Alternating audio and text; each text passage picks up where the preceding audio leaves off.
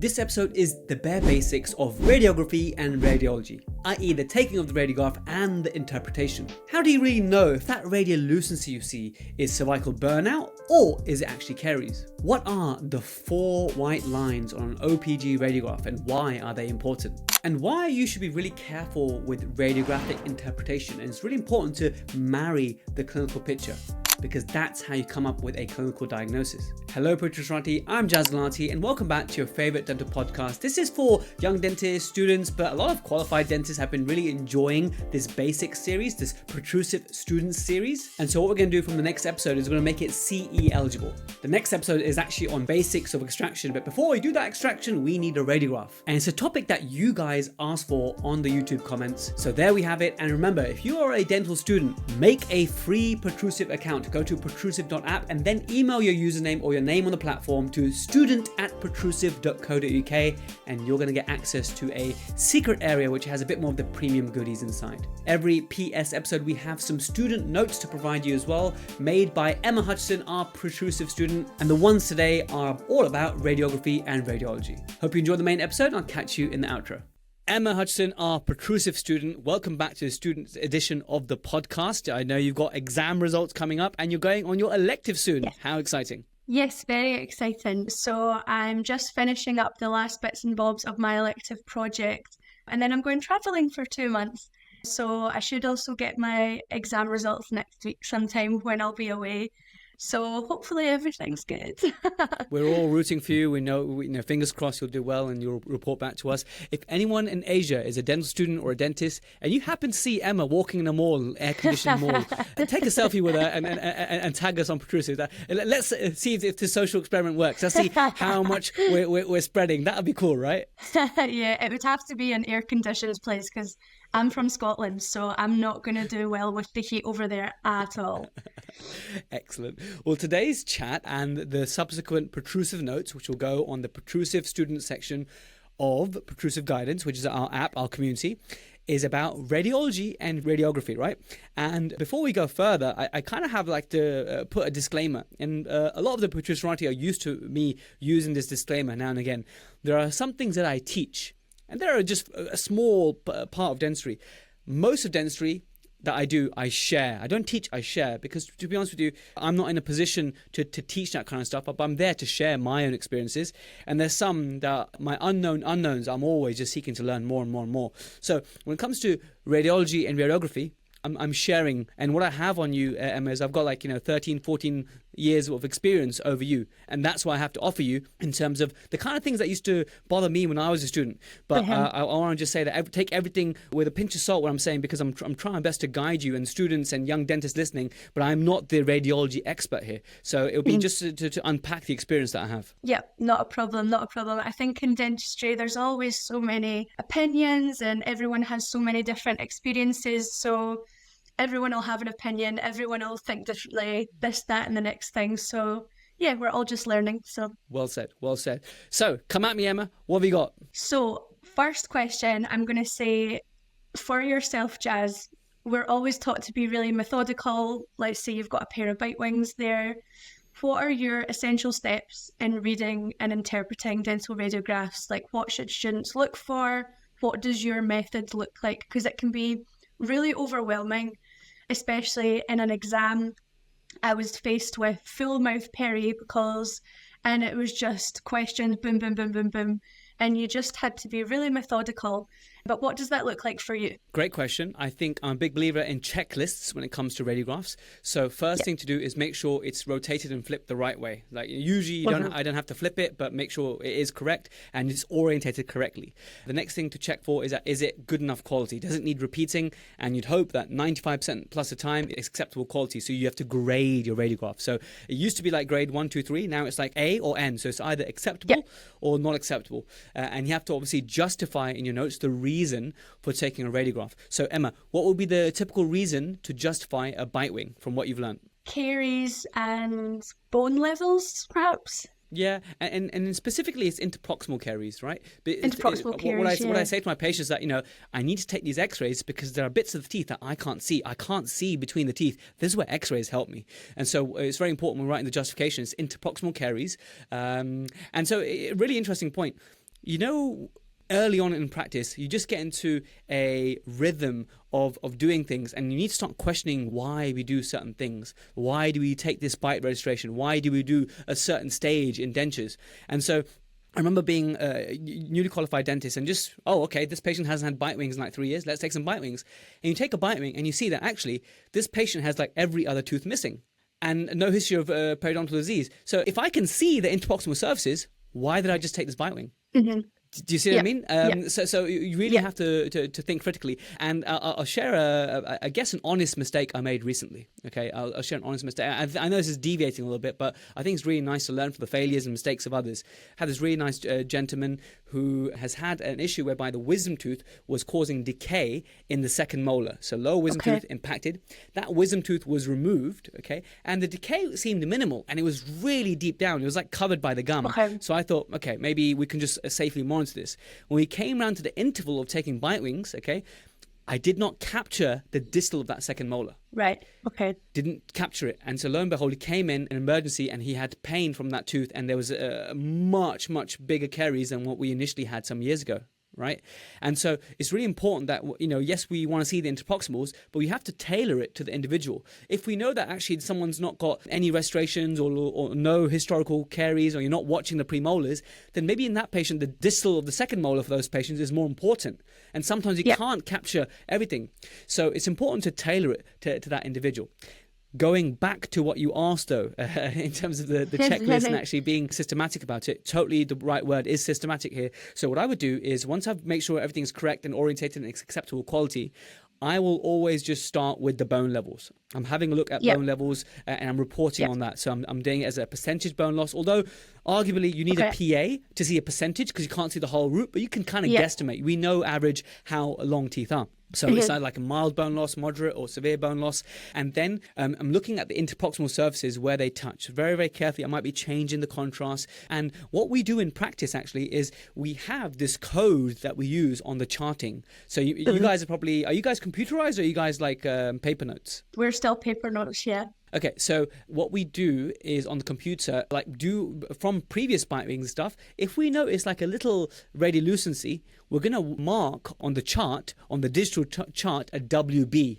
WB stands for watch bite wing. That means, we're watching this area on bite wing. So as well as clinically, we're checking on bite wings. So I will have a look at my chart on one screen and I say, there was a watch bite wing placed in 2017 on the distal of the upper left second molar. Let me have a look now. And often it's nice to compare old radiographs to see any changes. And that's really important stuff. So maybe I'll have the left bite wing from a few years ago and left bite wing now, and I'll just compare the bone levels and I'll compare any watch bite wings, any changes. I'm then looking at the restorations and any sort of radiolucencies or any ledges or all the issues with restoration. So starting with the bone, then the hard structures, and I would report on those. Okay. Yeah, so just your checklist, like you were saying, I know for me when I'm in clinic and I'm doing a radiographic report, I have everything written down, like teeth present, restorations present, boom, boom, boom, and just keep yourself right in that respect. I think that's a very important thing in the real do. world, like, you know, to write teeth present, I just feel it's very laborious, right? Yeah. You know, yeah. So we've got the chart already, right? I'm looking more for, like we did, the routine checkup episode we did, and we added the video. I don't know, did you watch that video, Emma, of the routine checkup I did yet? Yes, I have done, yeah.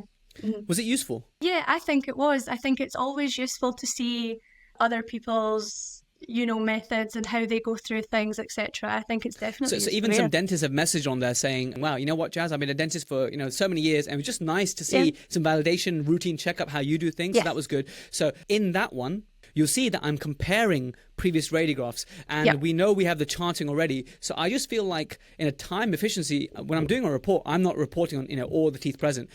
That goes without saying. But I know at your stage, that's what you're expected to do because you're learning the bare foundations. But in the real world, I don't report on all the teeth present. It's okay, teeth present as expected. Okay, I'm just looking for good bone levels and no obvious caries, and then I'm looking for the actual things to watch out for, and that's just the honest truth. Yep, no, 100%. I think when you get into the real world, it's a lot more fast-paced. Not that that's a bad thing. I mean, you have the time to report on your radiograph what you need to report, but at Glasgow, we're still expected at this stage to do full radiographic reports for absolutely everything, which takes such a long time. But it is good getting you used to looking at radiographs, being methodical in your approach.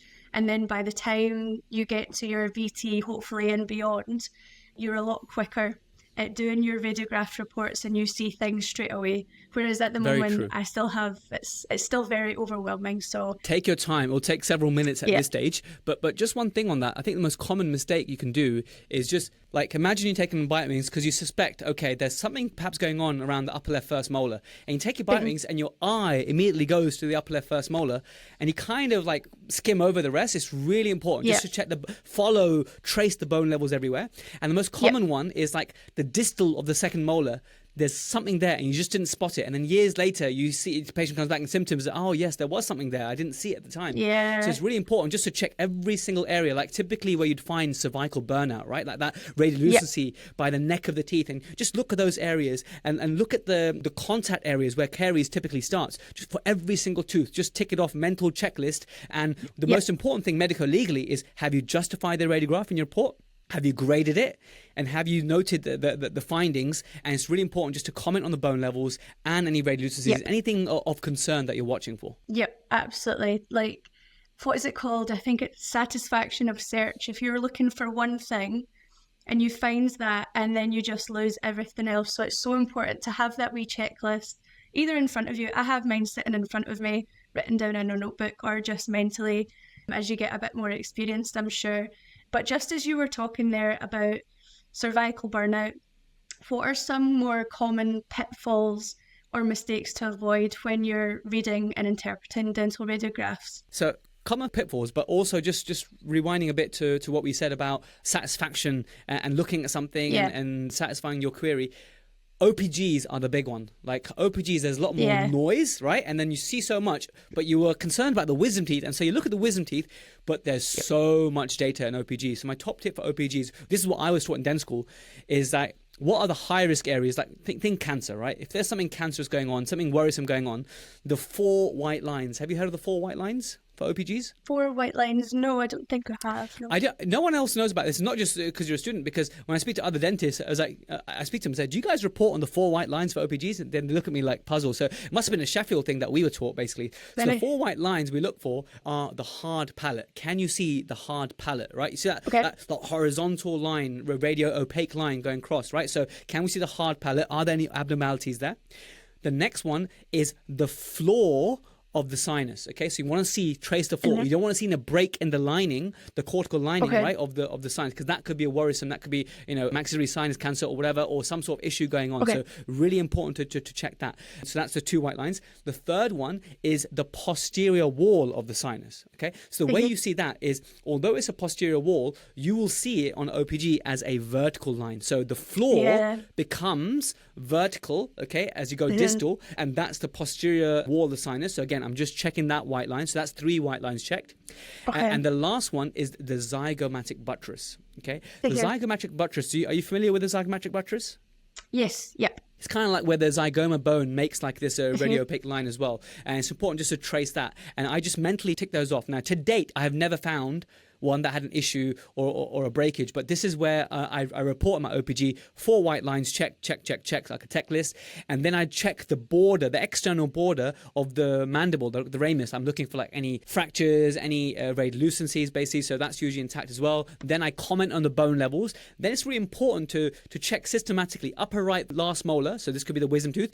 Check tooth by tooth by tooth. You're looking at the apices, any abnormalities, anything that you think needs more investigation. So sometimes we supplement OPG with a PA to get a bit more data. Although nowadays the OPGs are so good, the qualities are so good, that machines that we have that can really negate the need for additional PAs. But the common pitfalls is one of them.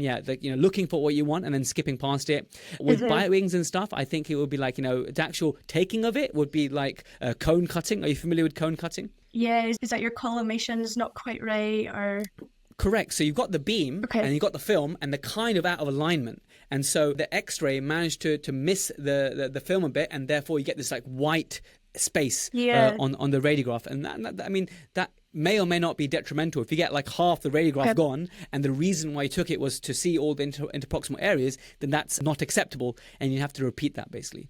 In terms of interpretation, the other common issue, other than like, missing distals of certain areas because your eyes don't go there, is confusing cervical burnout for caries. Caries typically starts at or just below the contact area. So if you're seeing another radiolucency a little further down by the bone level, you really have to question, could this be cervical burnout? And cervical burnout happens because as the radiograph goes through the tooth at the neck area, where there's little curvatures and how thin it is, it appears a slightly radiolucent there. And so we don't want to confuse that as caries. Have I ever done this before? Yes, I have.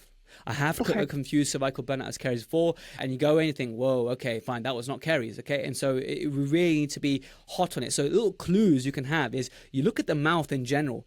If someone's generally not got many restorations and you're seeing this area, then you're probably thinking, it's not the typical place that I'd find caries. This could be cervical burnout.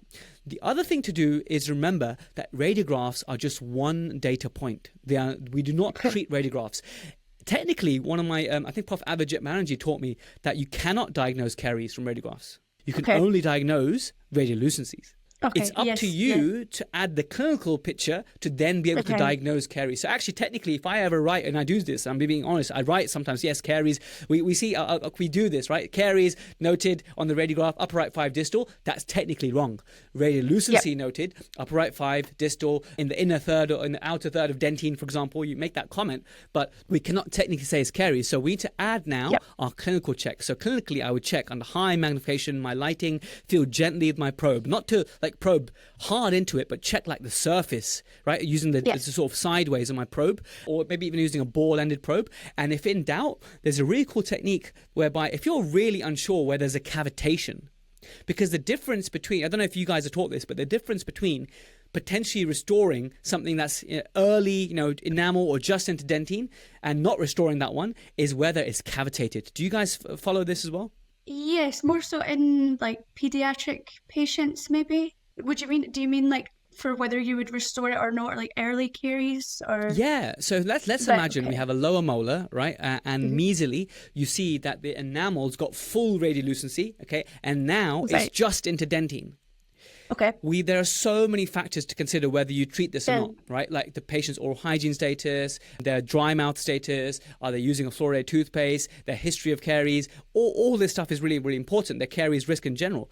But actually, at a tooth level, if that enamel is still uncavitated, so still a shell of enamel that's not broken, that potentially may sway you to, let me tell the patient that there is some decay there, and talk about perhaps being conservative and monitoring it very closely and doing repeat radiographs in the future. But the deal breaker often is if it's cavitated, i.e. there's a surface breakage, then that is a deal breaker to perhaps, we need to restore this. And so do you know about any ways that you could check if it's cavitated or not clinically? Clinically, I don't know actually. No, like apart from just looking like clinically and seeing if it's cavitated, or would looking clinically, you would, but it's very, very difficult. And you try and fill your probe, but you often can't get to that area, and it's tricky and it's very difficult to do. So can you think of another way? I was blown away when I first saw this as a student, by the way. I don't know if this would just be for pediatric patients, but could you put a separator in there? Yes. Well, you could put a separator. It's more amenable in pediatric dentistry, but a really cool way to do it. Now, I don't know if you heard of Lewis Mackenzie. No, I don't think so. No. Fantastic dentist. Unfortunately, he passed away last year. So, rest in peace, Lewis. He did an episode with us called "To Drill or Not to Drill." It's one of the early episodes of the podcast. And this guy was a fantastic speaker, really humble man, really one of the sweetest dentists ever. So his presence in dentistry will always be missed. So just paying a tribute to him. I saw one of his lectures. I was a fourth year student. It was the BDA conference. Saw one of his lectures. And he described this exact scenario. It was like, how can you tell if a tooth is cavitated or not? And he said, this is what he said. He said, I am so sad that this is what I will do. I'll place a wooden wedge inside. So now you get some separation. Right? Right, okay. And now he will squirt some light-bodied silicone into that interproximal area. Let it set a bit, and then use the tweezers to pull it out. And now that will show you whether if it's smooth in that area or has the light body silicon actually, for the want of a better word, evaginated or extended into that cavitation. And that can be the difference between whether restoring or not. So when I saw that, and I've used that a few times and I've been unsure basically. So it's another little trick that you could use. That's very, very interesting. Very interesting. The only other way that I'd heard of was pediatric patients maybe using a separator to open that space a wee bit, but even I don't imagine you would ever do that on your adult patients. No. You could do, and I know some people that can do this, but I think with this little trick, it saves the patient some grief and going home and having the inconvenience of having a separator.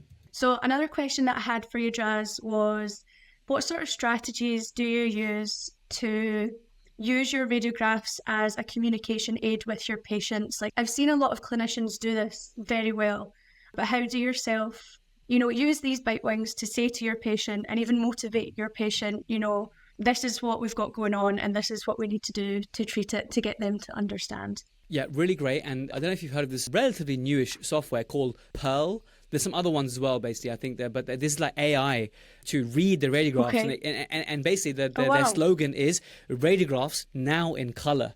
So what it does, it'll instead of the radiolucency, it'll like paint it red. And so the patient can see clearly. Because quite often in the scenarios, you're showing the patient that, can you see this radiolucency? And they're looking at you blank, like, no, I cannot see that. And that's happened to me loads. Like, okay, no, when you are learning, probably you will not see things that I can see because of the different experience, right? But our patients are the same. Like, you show them a radiolucency and like, wait a minute, what? Are you sure? I can't see it. So sometimes having it colored by AI is just...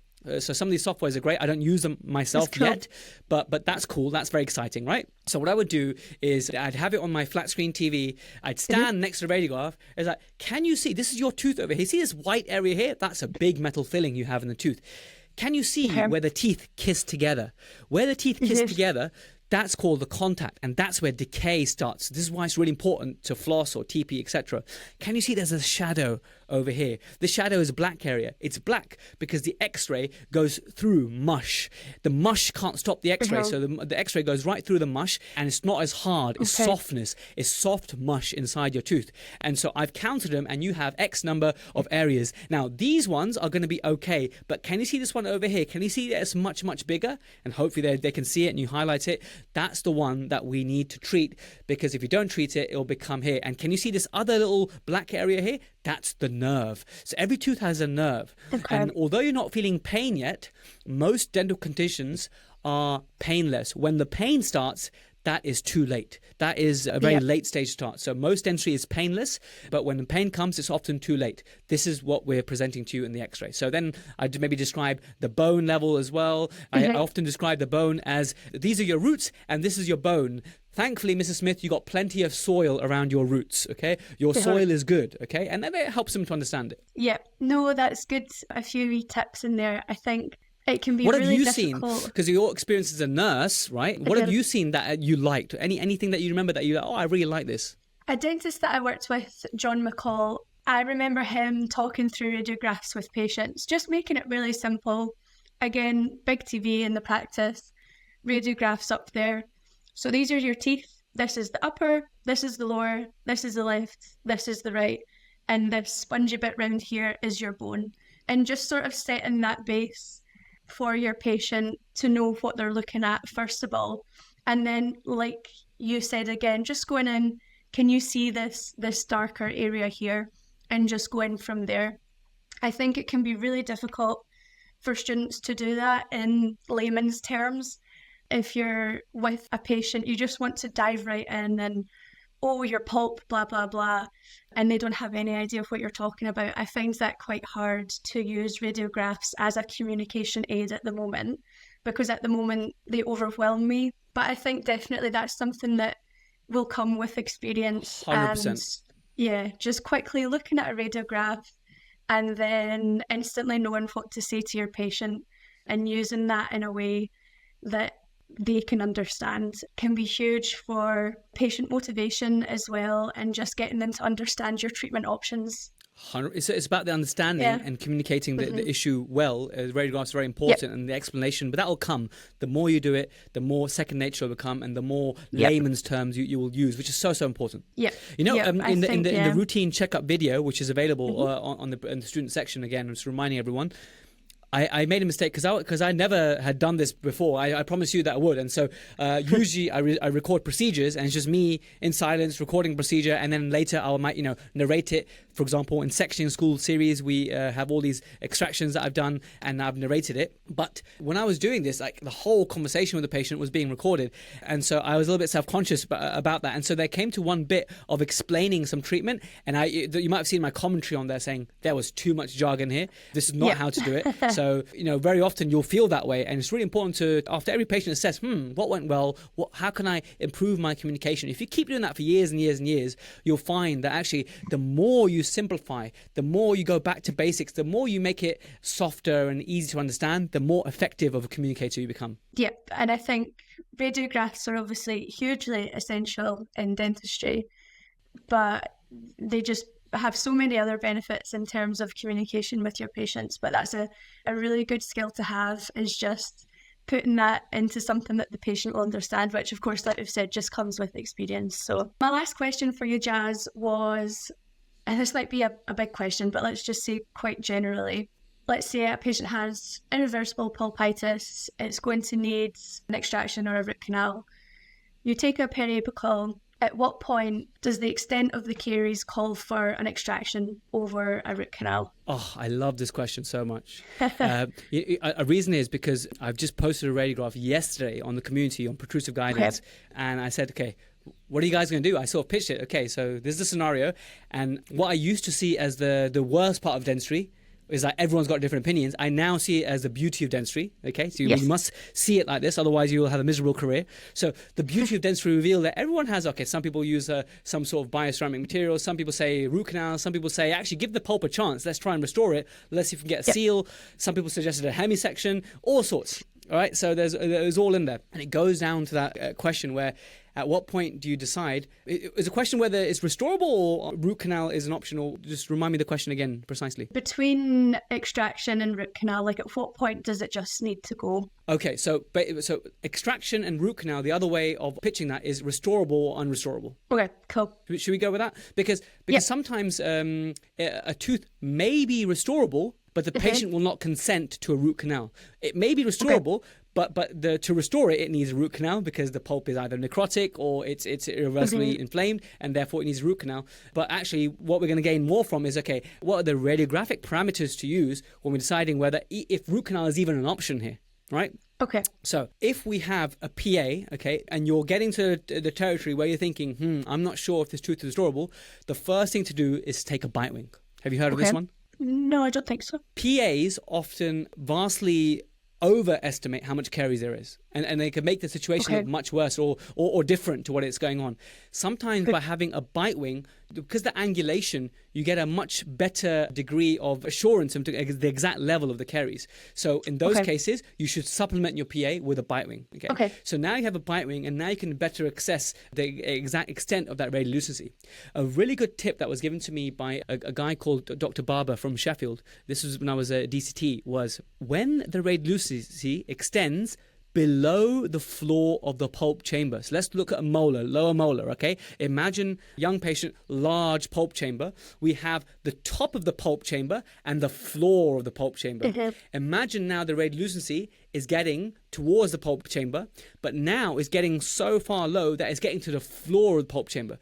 When it gets towards the floor of the pulp chamber, that is one consideration. It's not a hard and fast rule, but if it's getting that deep now, that it's towards the floor, it's gone beyond the top, it's now approaching the floor of the pulp chamber, it's now on very shaky grounds.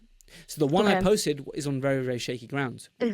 So now you're thinking, okay, how important is this tooth in this patient's mouth? How strategically important is it? What kind of patient do we have here? Do we have an A+ patient with fantastic oral hygiene, with the otherwise low caries experience, bit of bad luck here, maybe a wisdom tooth kind of issue? And how much are we willing to fight for this tooth? And what is the patient's attitude? And the way we sometimes, if we have those 50-50 scenarios, it's really nice to pitch it to a patient in this way.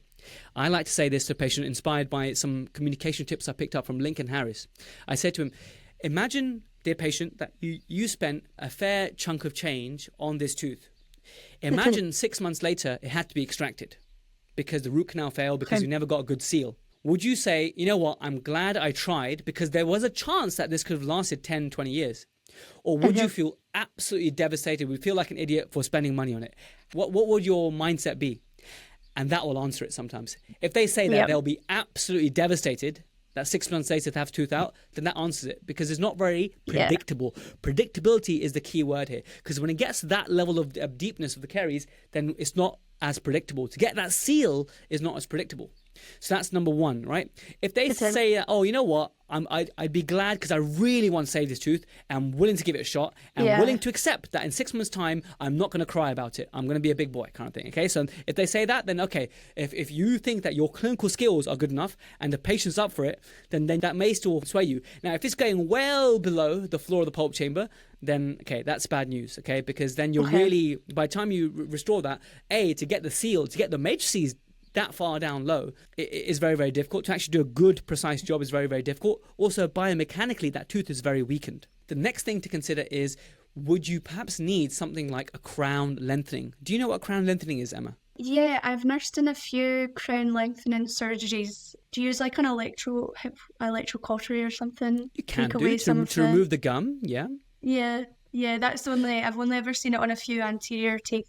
It's more common on anterior teeth, and so posteriorly. So there's aesthetic crown lengthening, whereby we're changing the gum levels to get a nicer smile. Yeah. And then there's functional crown lengthening. We're making the tooth a bit bigger by removing some bone. So imagine you've got distal caries on a molar really deep, like almost kissing the bone. So if we can make the bone go more apical, drill away some bone there, and allow us to restore this tooth in a much easier fashion, i.e.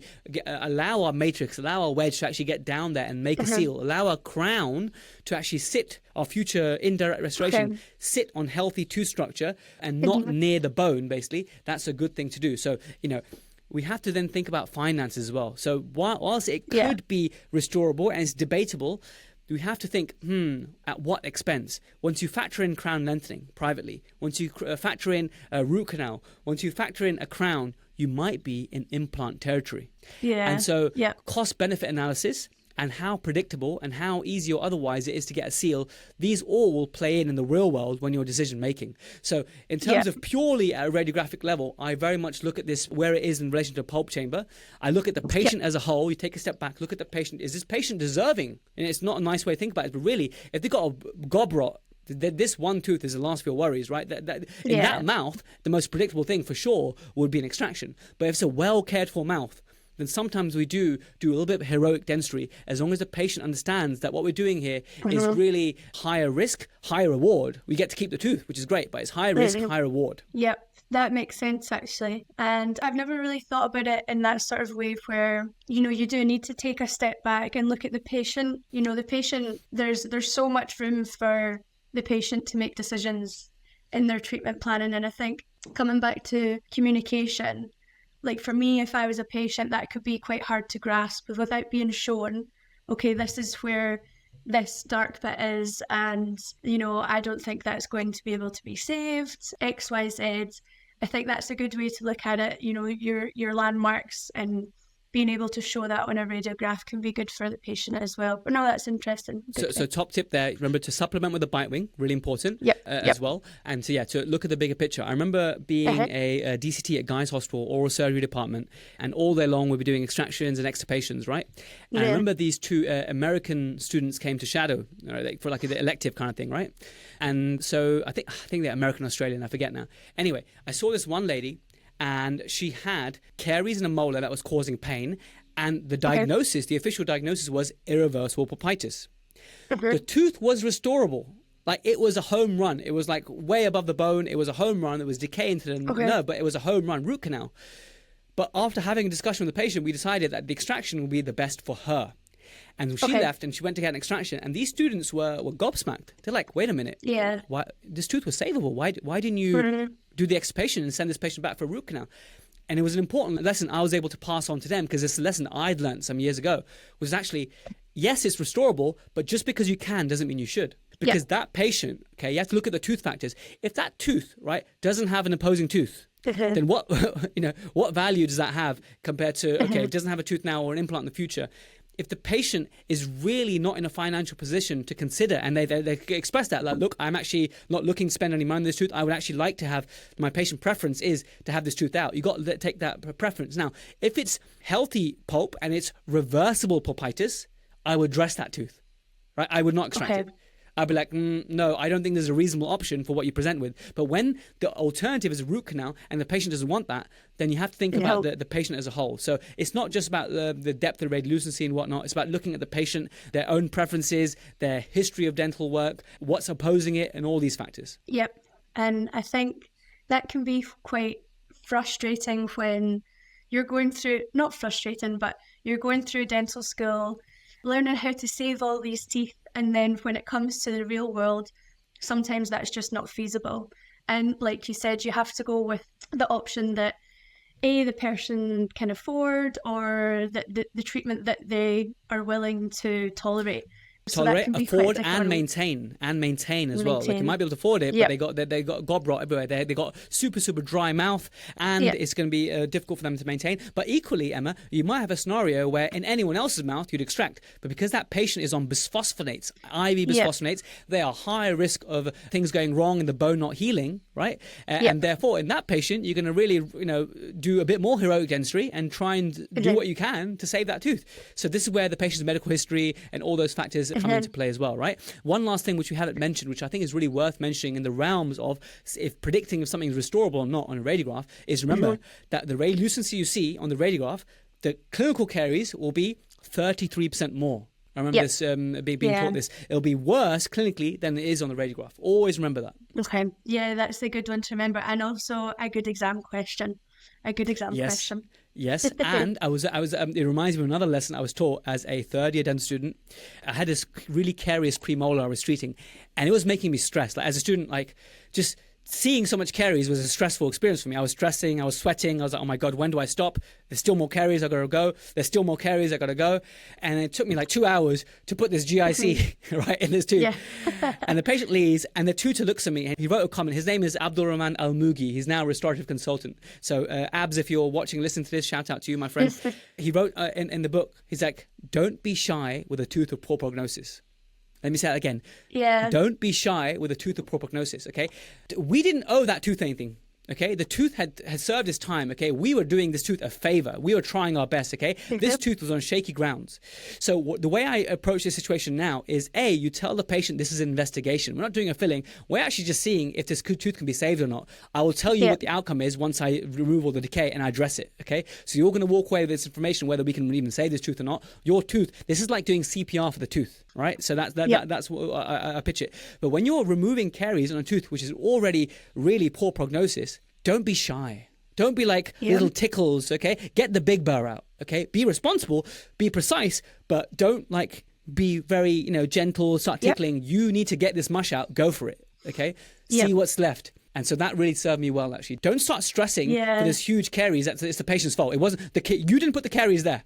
And sometimes I say to the patient, who sometimes get certain types of personalities, and they get very like, well, but do this and do that, and just remember, hey, well, hang on a minute, I didn't put the decay there. I'm helping you, but I didn't put the decay there. So it might take some years, Emma, to be able to be confident enough to say that to a patient, but it's one to have up your sleeve. Yeah, I've heard people saying before, it might have been yourself actually, like, you didn't put the caries there, and if there's mush there, then it needs to go. I think a lot of patients sort of demonize dentists, like, I didn't do that to your tooth.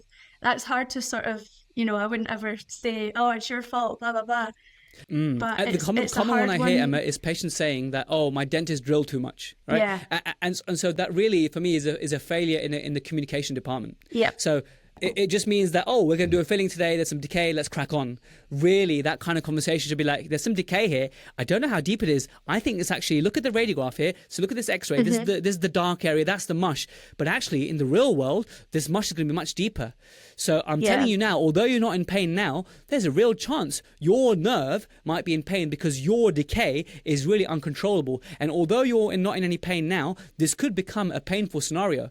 If you wish not to have this treatment done, that's fine. pain, but you're looking at having this tooth out. But if you still wish to try and save this tooth, remember, the kind of symptoms to look out for are X, Y, and Z. And now your patient's really much more informed, and they're understanding that actually is their problem, not yours. Yeah, no, definitely. I think, you know, and another one is I wasn't in pain before I went to the dentist, and Classic. I don't need treatment done because it's not sore. But again, that communication, like, well, if you don't get something done, then it will be sore down the line. It's just bits you pick up along the way. 100%. And as per the GDC criteria in the UK, we have to tell a patient the risk of the treatment, but always the risk of not doing treatment.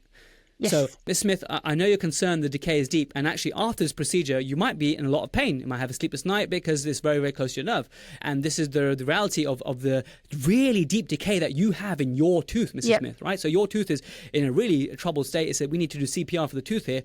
But if you want an alternative, the option of not doing anything, although you're not in pain now, this is going to be potentially a very painful issue in the future. And whilst we might be able to save it now, we probably won't be able to save it in the future. So the risk of doing nothing is not recommended. And I'm not recommending this treatment, although you may choose to do nothing because you are well within your right. Yes. Yep. The option of doing nothing is always there, but it's not often recommended. So. Correct. And patients have to consent to doing treatment or not doing treatment. And so we put it on the table. But it's the way we communicate and the gravitas that we explain things, which is really important. Yep, absolutely.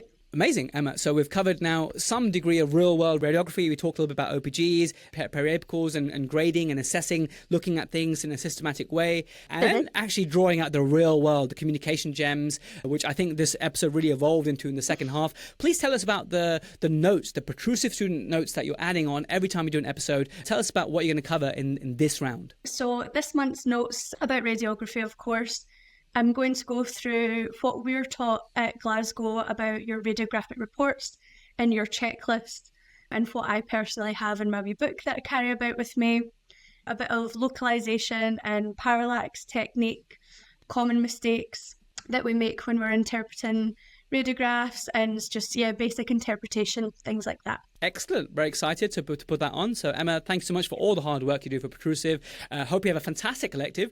We will meet again. Obviously, people will not know the difference because we're recording ahead of time, but we can't wait to hear in the next episode your stories about your elective. And from the Protrusive community, we're thankful for all that you've done so far, but we look forward to rejoining and continuing your good work. Perfect. Thank you so much. Well, there we have it, guys. Thank you so much for making it all the way to the end. Please let us know, what should we cover next in this basic series, in this Protrusive student series? Like I said, the next one's on extractions, and it will be CE eligible because I find that so many dentists are also tuning in, and it's nice to reconnect for validation when it comes to the basics. If you know a colleague who will benefit from these episodes, please send them a link to our podcast and at least join the community of the nicest and geekiest dentists in the world. That's Protrusive Guidance. You can get it on iOS and Android, and our thriving community is absolutely awesome. Nice people, not like what you see on Facebook. Facebook is junk in my opinion. So if you are a keen listener of Protrusive and you want to connect with other Protruserati, that's the place to be. Thank you so much for listening all the way to the end once again. I'll catch you same time, same place next week. Bye for now.